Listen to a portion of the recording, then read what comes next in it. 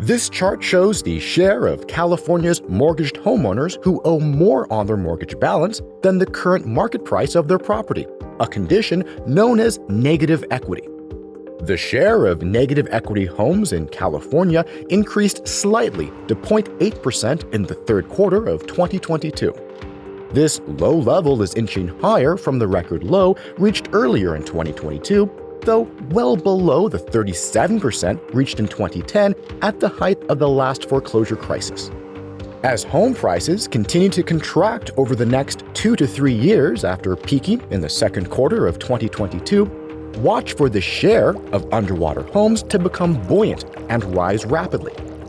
Everyone who purchased with a minimal down payment between 2019 and 2022 will plunge deep underwater.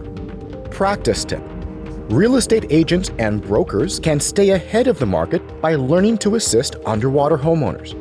Knowing the options for homeowners facing negative equity will position agents to work with a larger share of clients in the buyer's market in the years ahead.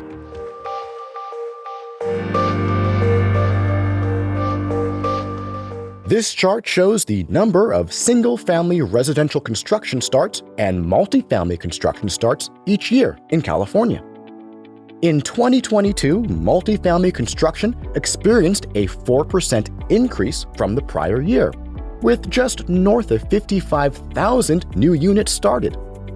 Demand for multifamily rentals in the past decade has generally exceeded demand for new single-family property, with single-family starts declining 2% in 2022.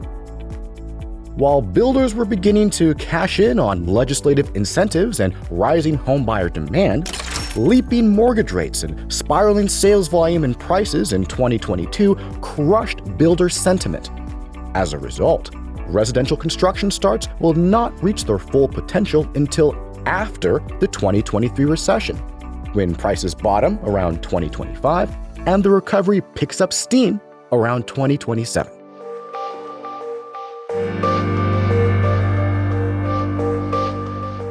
This chart shows the number of active real estate agents and brokers in California. It excludes agents who are unemployed by a broker and brokers who do not use their licenses. California had about 90,000 active real estate brokers in December 2022. The number of active brokers has been decreasing from a January 2010 peak and has yet to find a bottom.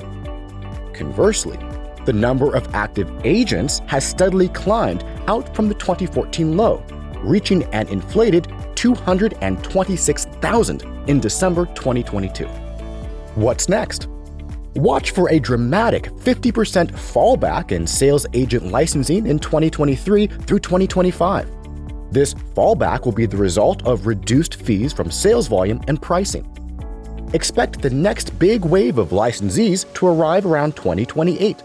Rebuilding first with the return of speculators, then end-user homebuyers to propel the housing market to its next expansion. To operate a successful brokerage office in a recession, brokers need to employ viable agents and then provide constant training as the market changes. As part of this effort, brokers must dedicate increased amounts of time and energy to supervise their agents in a buyer's market. Agents are most often left to learn the trade by observation and trial and error.